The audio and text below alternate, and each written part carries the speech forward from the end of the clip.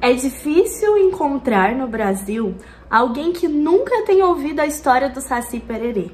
O menino travesso que apronta todas e está sempre com seu gorro vermelho. Bem menos conhecidas, porém, são as histórias de países próximos, como a Gruta do Tupungato, do Chile, sobre um menino que viaja ao topo de um dos montes mais altos do país em uma águia. Ou a flor de Lirolai, agora foi, da Argentina, que conta as aventuras de 3 príncipes irmãos envolvidos em uma missão desafiadora dada pelo pai.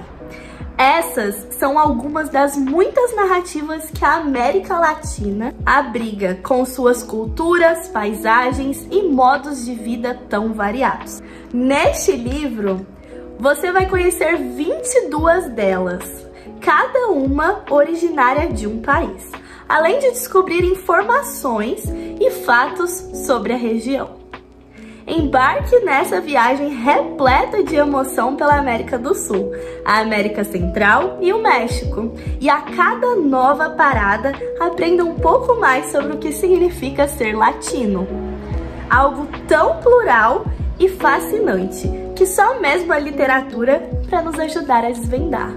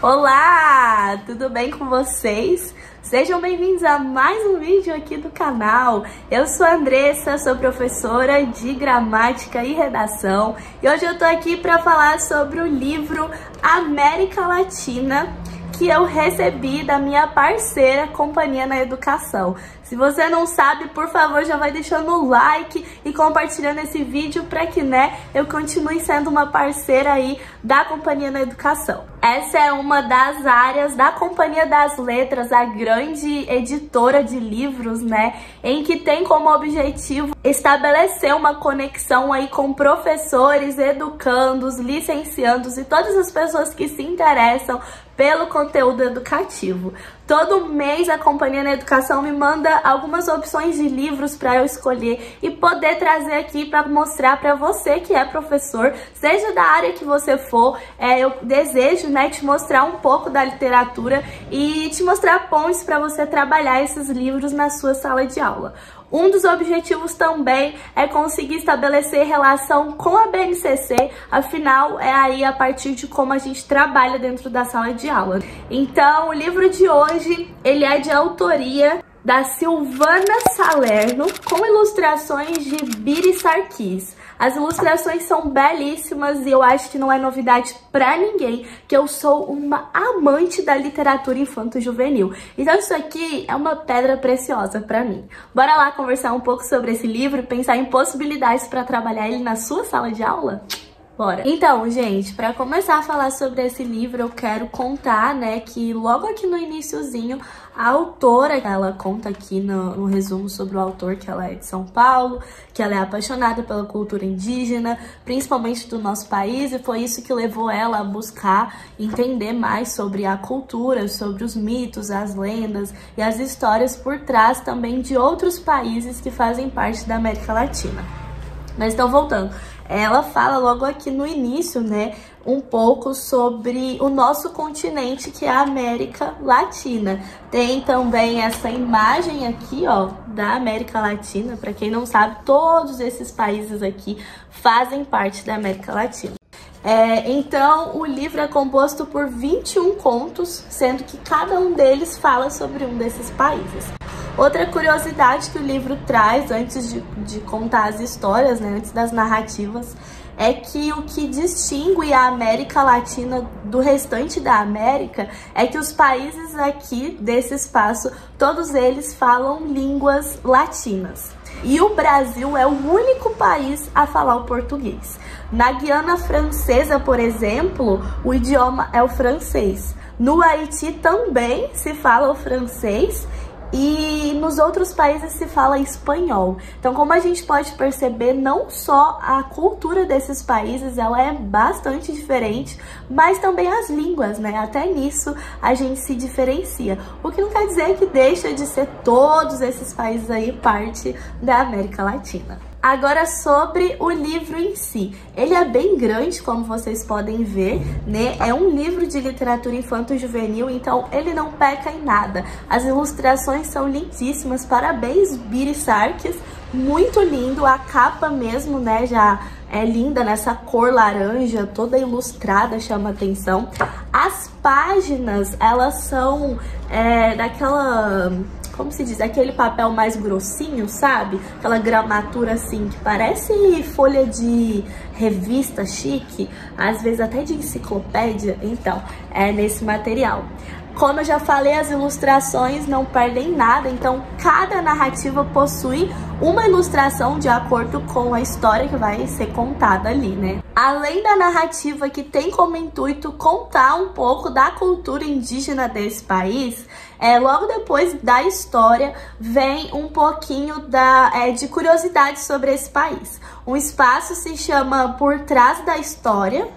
É isso? Isso, por trás da história, e outro por dentro do país. Então, por trás da história tem como objetivo contar melhor sobre essa lenda ou esse mito que trouxe na narrativa. E por dentro do país contar um pouco mais sobre a cultura, como essa cultura se desenvolveu, né? Quais são os principais pontos da história do país, a partir de como ele cresceu, ele apareceu, ele surgiu e afins. Então, quando eu falei que todas as narrativas apresentam algo parte da cultura indígena, talvez eu até me equivoquei. Quem tiver mais experiência na área de história pode até falar aí. Mas o que eu quis dizer é que cada narrativa busca contar um mito ou uma lenda desse país. A gente sabe que isso é muito comum, né? Todo país tem aí as suas histórias, os seus mitos, as suas lendas. E do nosso país foi escolhida, eu acho que é uma ótima história como representação, que é um mito indígena, né? Que é a história do Saci Pererê. Eu já gravei outros vídeos aqui falando um pouco sobre cultura indígena, porque eu me interesso muito por esse assunto. Até quando eu gravei um vídeo falando sobre a série da Netflix, Cidade Invisível, né? Que conta um pouco aí dessas narrativas indígenas, inclusive sobre Boto, o próprio Saci Pererê, a Cuca, entre outras. Mas aqui no livro a gente vai conhecer o mito do Saci Pererê. A própria autora explica a escolha do Saci Pererê como mito para representar o nosso país, que é por conta dele ser um garoto negro, mestiço, né? Representar essas diferenças culturais que construíram o nosso país, a partir dos povos indígenas, africanos, portugueses e as demais culturas que vieram para o Brasil na época da colonização por Portugal. O intuito aqui não é falar só do mito do Saci Pererê, que foi, na minha opinião, muito bem desenvolvido. Gente, é literatura infanto-juvenil. Esse é um livro voltado realmente aí para crianças, jovens adolescentes. Eu acredito que ali quinto, sexto, sétimo ano, até o oitavo eu acho que dá pra trabalhar bem legal. Então tem uma linguagem bem acessível, mais fácil, né? O que eu acho que talvez não se encaixe muito em trabalhar lá no ensino médio. Mas eu trabalho com ensino fundamental 2, então eu super usaria esse livro na minha prática docente. Mas como eu estava falando, ele trabalha de uma forma muito interessante, muito fácil, muito acessível de você conhecer os mitos e as lendas. Então eu desejo não focar só no mito do Brasil, mas também falar que todos os que eu li aqui eu achei interessantíssimo. Eu não tenho um preferido, eu tenho alguns. Mas eu também não vou dar spoiler, porque eu gostaria que vocês conhecessem o livro, né? E se for do seu interesse ou se tiver ao seu alcance, que você adquira essa obra aqui. Então, antes de partir para a ideia de como trabalhar esse livro na sala de aula, eu vou comentar brevemente para instigar ainda mais a sua curiosidade sobre a lenda da Argentina, né? Sobre a flor de Lirolai, essa palavra é difícil para mim. A ilustração, olha, gente, que linda. Deu pra ver, né? Então, contar aqui rapidinho pra vocês a curiosidade de que a flor de Lirolai, ela é uma lenda que é contada especialmente no noroeste da Argentina, uma região que reúne dois mundos bastante diferentes: o antiplano, planalto elevado formado quando as cordilheiras dos Andes se alargam, onde grande parte dos povos originários vive, e os pampas, região dos gaúchos e vaqueiros. Então é por isso, né, que tem essa ilustração, dá pra ver que são vaqueiros. Nessa história aqui a gente vai conhecer 3 príncipes que têm um pai, que é o rei, e eles estão lutando pelo reinado. Mas o pai diz que eles precisam mostrar o porquê eles seriam escolhidos para ser o novo rei quando o pai partir dessa para melhor. Então, como forma, né, de conseguir conquistar o reinado, os 3 filhos são motivados a irem em busca da flor de Lirolai. E aí eles saem, cada um toma aí o seu caminho. O primeiro que voltar vai ser o escolhido pelo pai. Nessa aventura aí deles saírem em busca da flor, existem 2 irmãos que querem trapacear o outro. Eles são malandrinhos. E aí eu não vou dar spoiler do desfecho, mas é bem bonitinho o final da história. Mas e aí, Andressa? Eu trabalho com ensino fundamental 2, eu gostaria de trabalhar com mitos e lendas na minha sala de aula. Eu posso adquirir esse livro e como posso trabalhar ele com os meus alunos? Sim, você com certeza pode adquirir o livro para poder trabalhar sobre mitos e lendas na sua sala de aula. A minha ideia é inicialmente colocar os alunos para produzirem narrativas, né? Afinal, existem algumas habilidades da BNCC que falam sobre a importância dos nossos alunos saberem criar contos, crônicas, narrativas de ficção científica, né?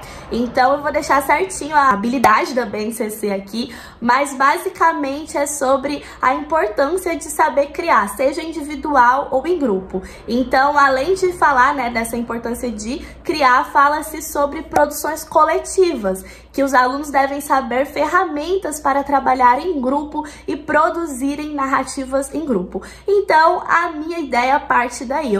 Então, a minha ideia seria separar a turma em grupos e pedir que cada um desses grupos ficasse com um dos contos, né? A gente tem 21 aqui nesse livro, então eu faria uma pré-seleção daqueles que eu acho que mais funciona para minha turma. E à medida que eles fizessem essa leitura, todos eles, a ideia seria, aqui no por trás da história, entender um pouco melhor sobre esse mito ou essa lenda e criar a sua própria história do mito ou da lenda. Por quê? Aqui no livro da Silvana, cada uma das narrativas vai apresentar o mito a partir de uma história que ela criou, que são histórias belíssimas. Então, eu pediria que cada grupo criasse uma nova história que contemplasse, né, esse mito ou essa lenda desse país. Em seguida, a gente traz mais uma habilidade da BNCC para mostrar como é importante se trabalhar mitos e lendas dentro da sala de aula, né? Eu vou deixar mais uma vez o número da habilidade aqui, mas essa por si só diz sobre a necessidade de inferir valores sociais e culturais dentro da sala de aula. Então é importante que os nossos alunos conheçam sobre a nossa história, sobre a nossa cultura, sobre os nossos valores culturais e, claro, também a cultura de outros países, para que eles valorizem, respeitem e mesmo conheçam, já que a gente sabe aí que a literatura indígena, por exemplo, não é muito conhecida, não é muito valorizada, não é muito apresentada aqui mesmo no nosso país. A gente conhece os mitos, a gente conhece as lendas do nosso país, mas muitas vezes a gente não trabalha isso dentro da sala de aula. Então vamos partir para a segunda etapa da dinâmica, ou seja, do trabalho que eu colocaria meus alunos para fazer, né, da ideia que eu criei aqui. Em um segundo momento, eu trabalharia as apresentações orais. Por quê? Porque é outro ponto que eu acho muitíssimo importante e relevante de ser trabalhado dentro da sala de aula. Eu já falei disso aqui no canal, que eu gosto que os meus alunos desenvolvam a partir, né, de gêneros falados. Muitas vezes na sala de aula, principalmente nós professores de redação, eu me incluo nisso, a gente dá muito mais valor para os gêneros escritos e é muito importante que nossos alunos desenvolvam a fala, a comunicação, saibam se portar, saibam apresentar um trabalho, né? A gente sabe que é muitíssimo importante que eles saiam com essa dominação aí, porque no futuro eles vão precisar disso. Seria interessante, então, que os alunos entregassem para a professora a narrativa que eles criaram em grupo, né, escrita, mas que em grupo eles apresentassem de forma falada essa narrativa. O formato de contação de história mesmo, que eles chegassem ali na frente da sala, ou até em uma roda a gente poderia fazer isso, e compartilhasse com a turma a história que eles criaram. Aqui nesse momento também é muito interessante que eles usem ferramentas para poder apresentar. Então eles poderiam desenhar em cartolinas, imagens, folha, né? Eles poderiam trazer, recortar imagens, gravuras, impressas ou até mesmo pintado, enfim, da forma que for melhor. Aí vai de você querer trabalhar da melhor forma que se encaixa com a sua turma. Sobre as apresentações orais, a BNCC traz aí algumas habilidades que eu também vou deixar aqui,